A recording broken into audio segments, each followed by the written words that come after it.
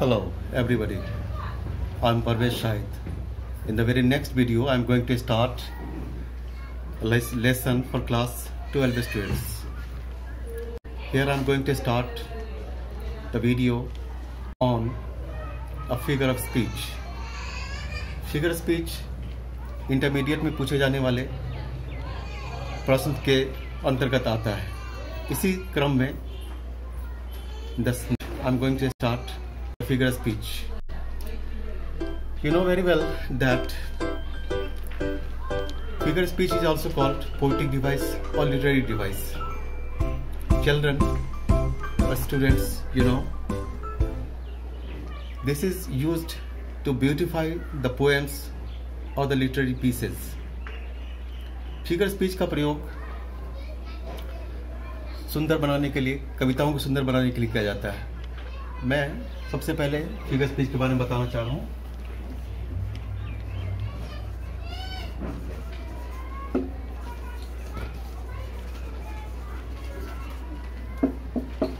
Figure speech. There are many figure speech like simile,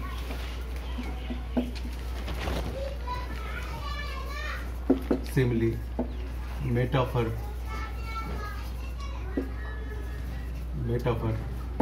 personification,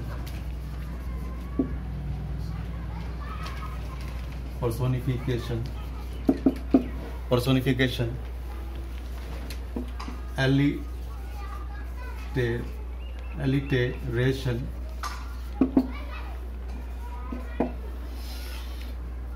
oxymoron,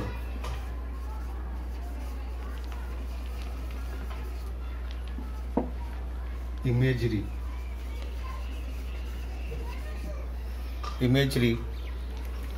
onomatopoeia,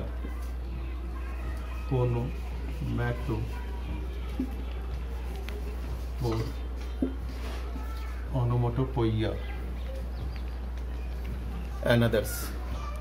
Children,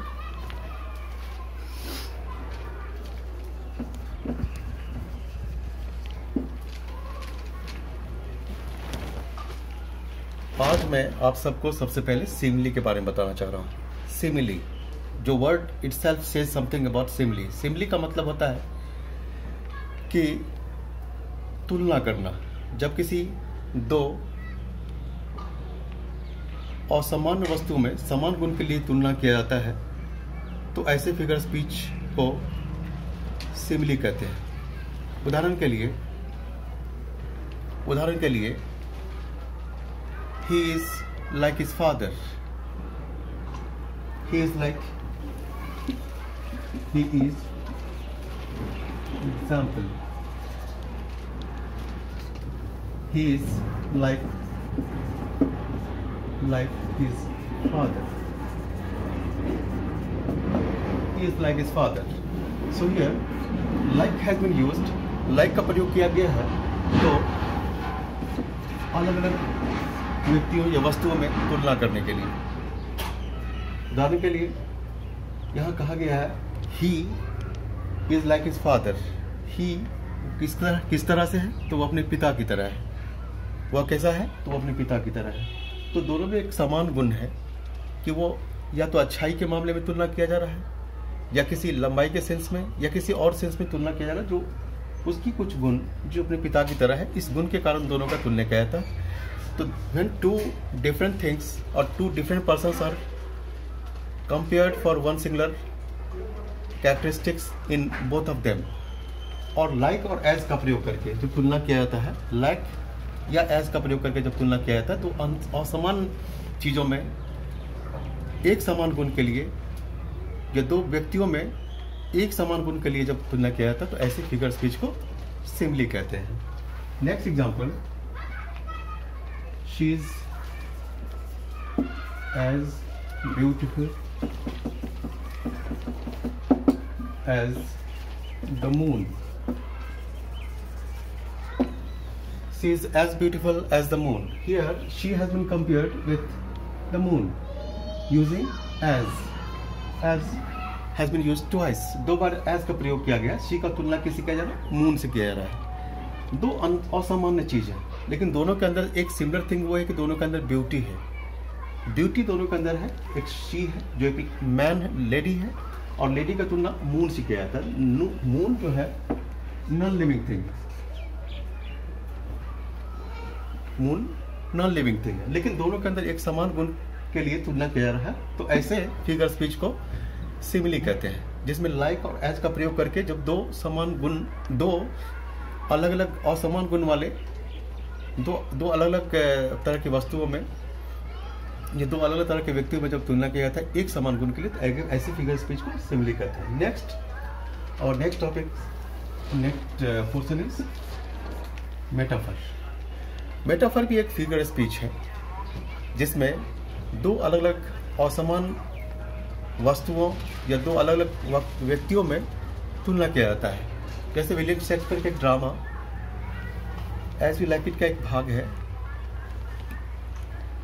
all the world is a stage. The world has been compared, the world,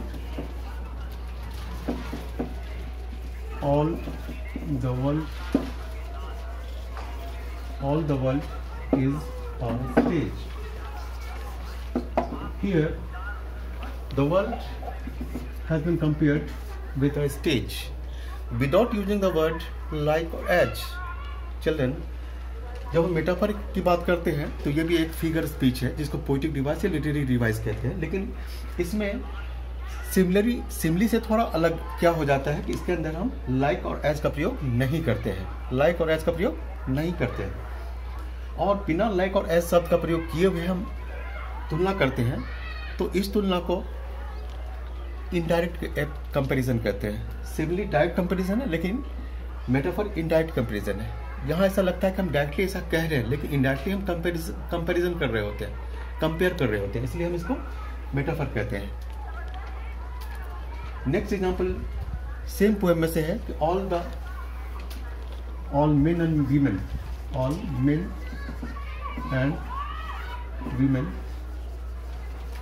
are merely players. All men and women are merely players. यहाँ men and women का तुलना player से किया गया है। Players, players का एक तो मीनिंग खिलाड़ी होता है और एक मीनिंग होता है ड्रामा में भाग लेने वाले किरदार या कैरेक्टर्स। तो यहाँ पर मतलब जो है नाटक में भाग लेने वाले जो कलाकार होते हैं उनको प्लेयर कहा गया, और उन प्लेयर्स का तुलना किससे किया गया? मेन एंड वीमेन से किया गया। तो हम यहाँ कह सकते हैं ये जो दोनों सेंटेंसेस हैं, इन दोनों एग्जाम्पल हैं, ये दोनों सेंटेंस एग्जाम्पल हैं मेटाफर के। We move on to the next one, that is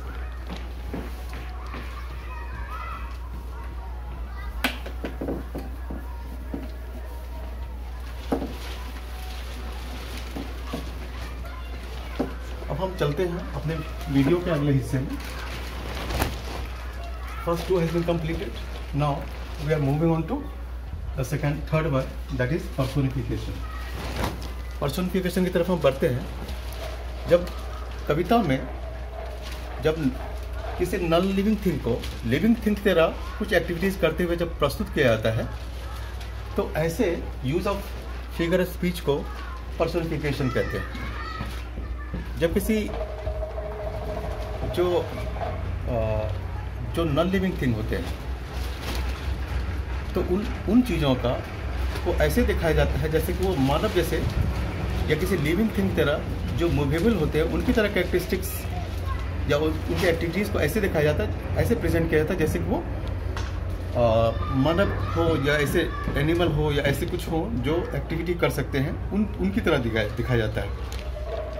जब इन एनिमेट ऑब्जेक्ट होते हैं उनको जब लिविंग थिंग की तरह दिखाया जाता है कुछ ऐसे एक्टिविटीज़ करते हुए, तो ऐसे फिगर स्पीच को पर्सोनिफिकेशन कहते हैं। उसको कहते हैं पर्सोनिफाई किया गया है। जैसे कि कहीं कभी अपने किसी कविता में कहता है कि सूरज पूरब से निकला और आसमान पे चढ़ता गया और जा करके फिर वो ऊंचाई को छूता हुआ जाकर पश्चिम में डूब गया, वो समुद्र में जाकर डूब गया। एक पोएम है the rhyme of ancient mariner जो एसटी कॉलेज ने लिखा है, जिसमें वो कहता है